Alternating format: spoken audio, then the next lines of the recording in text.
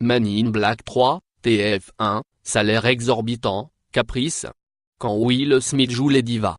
Le retour de Will Smith effrayé par la complexité du projet, Will Smith a mis un an avant d'accepter de revêtir le costume de l'agent J. Au terme d'une négociation serrée avec la Columbia Pictures, il a obtenu le plus gros cachet, devant Tommy Lee Jones. On parle de 100 millions de dollars, chiffre sidérant qui ne sera pourtant jamais démenti par l'intéressé, soit près de la moitié du budget global du film. À titre de comparaison, il avait touché 4 millions de dollars pour le premier opus. En 1997.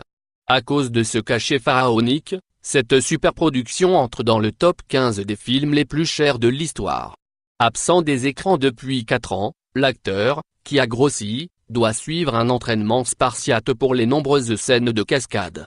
Afin de rassurer les producteurs, il lâche, tout sourire, dans la presse américaine, « Vous verrez, je ne suis pas encore trop rouillé ».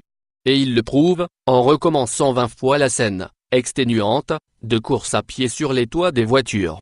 Le défi new-yorkais, les 5 semaines de tournage dans Big Apple, lors de l'été 2011, sont un enfer. Les policiers de la NYPD, exténués et en sous-effectif, refusent de bloquer les rues et de sécuriser le plateau.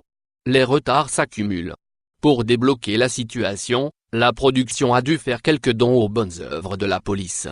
Will Smith, lui, joue les divas. Il exige une caravane grand luxe de 16 m de long avec jacuzzi et écran plat, coût 9,000 $ par mois, et fait détruire certains décors qu'il juge trop anxiogènes pour se concentrer.